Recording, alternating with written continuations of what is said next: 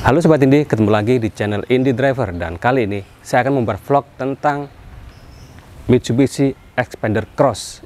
Ini Xpander Cross tipe Premium Package tahun 2019 yang tipe otomatis transmission. Jadi pasar SUV dan juga crossover di Indonesia itu sebuah pasar yang sangat menarik dan sedang berkembang. Karena melihat ceruk pasar yang sangat besar itu, sehingga sejumlah produsen mobil itu mengupgrade mobilnya, mengubah mobilnya dari MPV menjadi crossover atau menjadi, mereka menyebutnya SUV. Ini salah satunya Xpander Cross. Jadi ini mengambil basis dari Mitsubishi Xpander, dan tentu saja karena diembel-embeli atau dimasukkan dalam kategori crossover, maka dilakukan sejumlah perubahan. Kalau kita perhatikan sekilas ini mirip banget dengan Xpander yang biasa ya. Jadi secara tampang ini sudah terlihat gagah. Mungkin karena alasan itu pula lah Mitsubishi tidak melakukan perubahan besar pada mobil ini, hanya menambahkan beberapa semacam body kit atau tambahan part-part yang membuatnya mobil ini kelihatan sedikit lebih gagah. Apa saja perubahannya? Yang satu, di sini ada tulisan Xpander Cross. Ini membedakan Xpander Cross dengan Xpander biasa. Terus yang kedua, di sini grillnya. Grillnya ini kalau yang Xpander itu seperti bilah yang dijajarin gitu, memanjang dari kanan ke kiri. Kalau yang ini seperti ada giginya, ada geriginya. Jadi kelihatan lebih gagah. Perbedaan lain di sini. Ini list chrome-nya ini lebih besar. Ini jadi mirip Pajero Sport. Perbedaan lain ada di sini, di bumpernya ini. Ini berbeda, bentuknya berbeda, lebih kaku, lebih mengkotak-kotak. Fog lamp-nya juga beda. Satu lagi, lampu-lampunya ini sudah menggunakan LED. Lampu utama, lampu jauh, fog lamp itu LED. Hanya lampu sign yang masih menggunakan bohlam biasa. Dari depan kita lihat ke samping ya. Dari samping ini ada sejumlah perbedaan. Yang cukup mencolok adalah ini. Ada over fender warna hitam cukup tebal. Dengan tambahan over fender ini tentu saja diharapkan mobil ini terlihat semakin gagah gitu kan. Perbedaan lain ada di sektor roda. Rodanya ini menggunakan ring 17. Berbeda dengan Xpander yang menggunakan ring 16. Profil ban sama 205, 55. Hanya ringnya yang beda. Velgnya ini juga beda. Ini lebih kaku. Ini palang 5 dan bentuknya emang terlihat apa ya? Terlihat lebih kuat gitu. Selain ukuran roda yang naik satu tingkat atau satu ring dari 16 ke 17, di sektor kaki-kaki ini juga mengalami perubahan, dan akibatnya atau tujuannya adalah menaikkan ground clearance-nya. Ini ground clearance-nya 225 mm.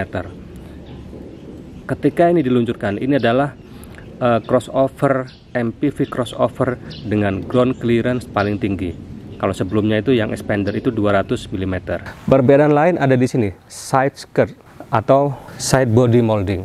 Ini ada tambahan tonjol-tonjol, ada kotak-kotak gini. Oh ya, kalau untuk pengereman itu sama. Depan itu disc brake, yang belakang masih tromol. Di belakang juga sekilas mirip, lampunya mirip, bentuknya mirip. Yang berbeda itu hanya di sini tambahan garnish warna hitam, warna black piano, sama bumper belakang tentu saja ini sedikit diubah, lebih kaku, dan di sini reflektornya vertikal. Lampunya sama, ini menggunakan LED. Yang tidak LED itu lampu sen. Kaca belakang sama, ada defogger, ada wiper, ada emblem Xpander Cross di sini. Dan satu lagi saya lupa. Ini di sini ada roof railnya. Yang ini tambahan, tinggal dikasih roof rack atau kasih palang begini, bisa untuk membawa barang-barang di atas kalau bepergian keluar kota ataupun melakukan aktivitas outdoor. Kita intip ruang bagasinya. Ruang bagasi seperti ini sama dengan Xpander biasa, tidak terlalu luas, tapi ini cukup untuk membawa barang-barang yang tidak terlalu banyak. 2 koper besar ini cukup, 3 galon cukup. Di bawahnya ini ada kompartemen penyimpanan rahasia, jadi lebih rapi. Kalau kurang luas, ini bisa dilipat seperti ini, mudah sekali. Nah, kita dapat tambahan ruang bagasi yang lebih besar.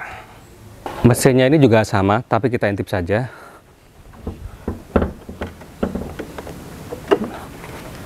Dia mesinnya seperti Xpander, cukup rapi, ada covernya mesinnya. Ini mesinnya 1500 cc yang mampu menghasilkan power 104 horsepower dan torsi 141 Nm pada 4000 rpm.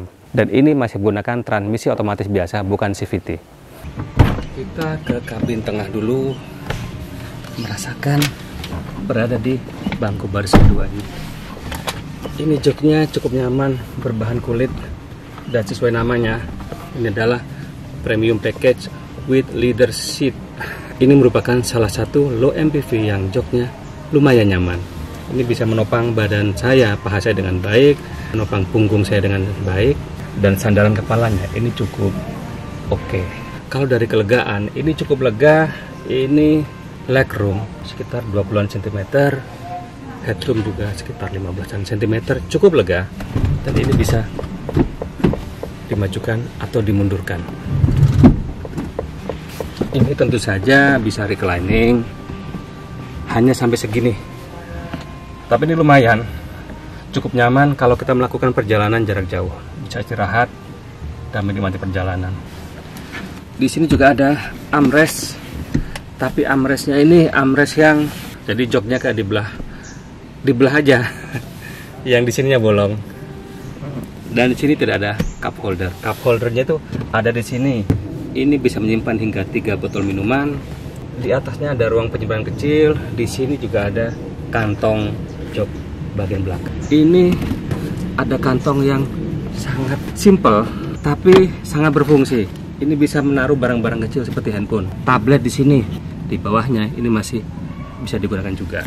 Oh ya, ini juga jok tengah ini juga Isofix untuk membawa car seat. Di kabin baris kedua ini juga ada AC. AC inilah yang akan mengatur temperatur udara di jok baris kedua dan penumpang di baris ketiga.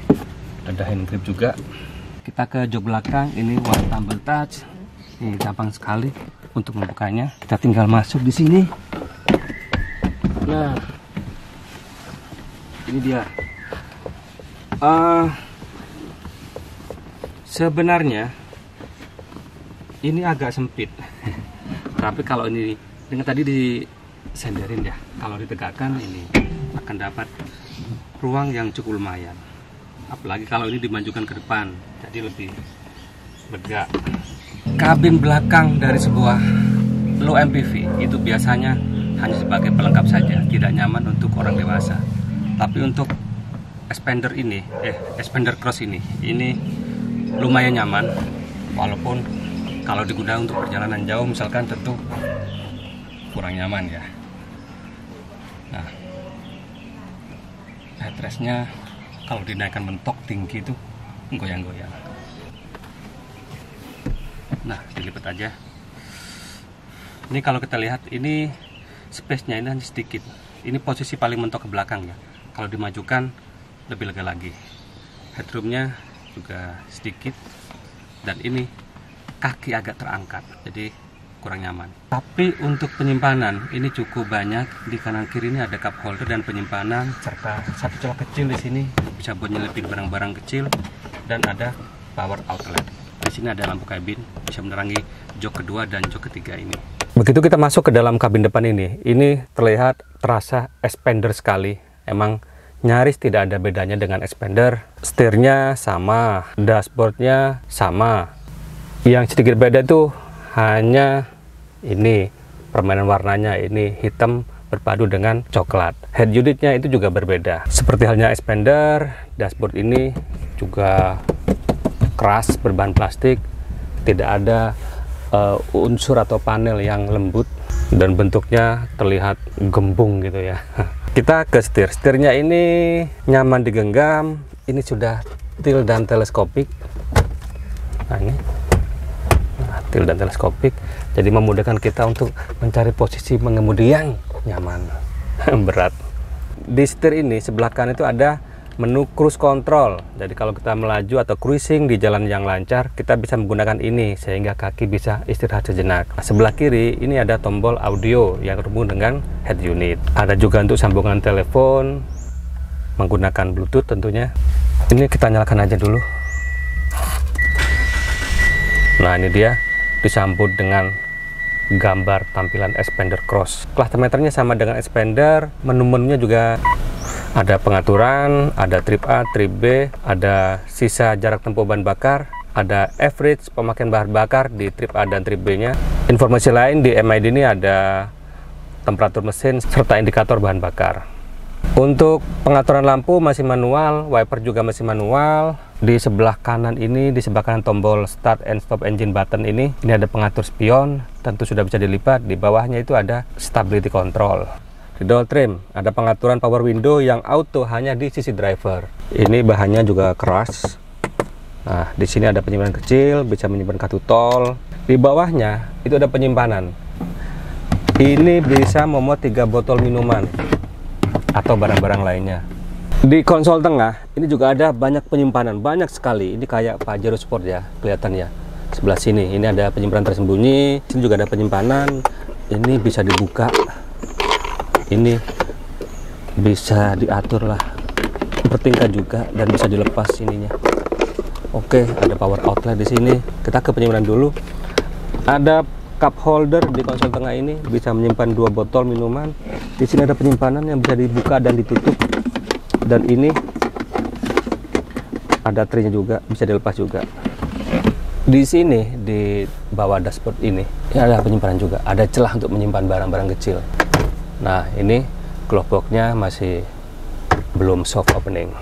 AC-nya ini masih menggunakan knob, masih manual, harus diputar-putar, tapi untuk arah hembusan anginnya itu cukup lengkap. Dan di bawahnya itu ada untuk defogger di belakang. Transmisinya otomatis 5 percepatan, handbrake-nya itu masih manual begini, bukannya elektrik. Sun visor-nya ini nggak ada cermin, yang sisi driver sebelah sini ada cermin, nggak ada lampu. Ini lampu kabin. Spion tengahnya, day and night view-nya masih manual. Untuk joknya sama kayak di baris tengah. Ini cukup nyaman, bisa menopang badan saya dengan cukup baik, cukup ergonomis, dan ini bisa dimajukan, dimundurkan, bisa reclining juga, diatur ketinggiannya, cukup lengkap walaupun masih manual. Bismillahirrahmanirrahim, kita jalan aja untuk menguji mobil ini. Kalau posisi duduk dan berkendaranya ini cukup nyaman, karena joknya nyaman dan setirnya ini bisa diatur posisinya berkat tilt dan teleskopiknya, jadi oke lah. Ini kita lewat polisi tidur, kita coba. Nah, ini keras, lebih keras dibandingkan Xpander, sedikit lebih keras. Dan Mitsubishi memang menyatakan waktu itu bahwa ada perubahan di sektor kaki-kaki. Kenapa dilakukan perubahan? Karena seperti yang saya bilang tadi, mobil ini ground clearance-nya itu lebih tinggi, 225 mm. Artinya apa? Butuh suspensi yang lebih keras agar limbungnya itu tidak terlalu berasa. Ini kita di jalan raya. Untuk visibility ini cukup bagus. Windshield depan tuh cukup cukup lebar sehingga sudut pandangannya itu lebih luas.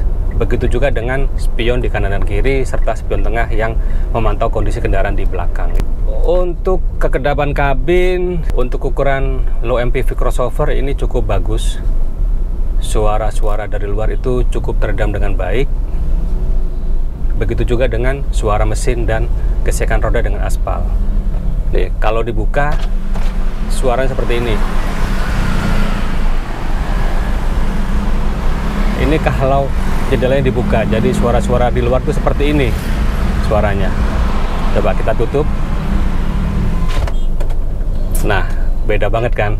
Dulu mobil ini harganya ketika baru itu tahun 2019 ketika di launching itu di kisaran 260 sekian juta sampai 280 sekian juta rupiah.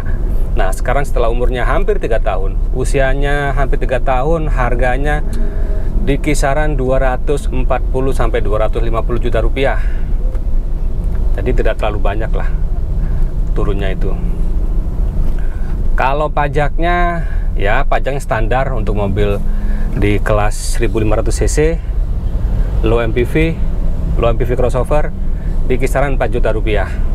Tergantung daerah dan tergantung ini mobil keberapa.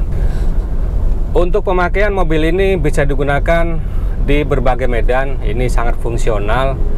Di perkotaan oke, untuk kegiatan mengantar anak sekolah, mungkin untuk belanja, untuk jalan-jalan, untuk keluar kota itu oke. Bahkan untuk ke area-area yang jalannya cukup rusak, ini masih oke berkat ground clearance-nya yang cukup tinggi, 225 mm itu cukup tinggi.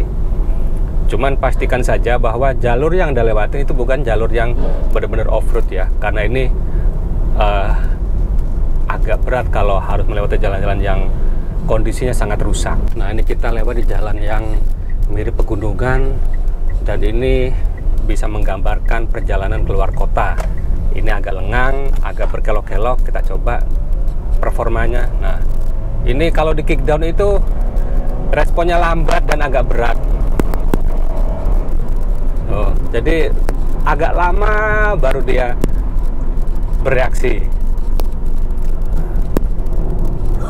Tapi kalau hanya untuk berkendara biasa ya, tidak di kickdown, tidak terlalu agresif, itu di putaran bawah itu cukup bagus lah.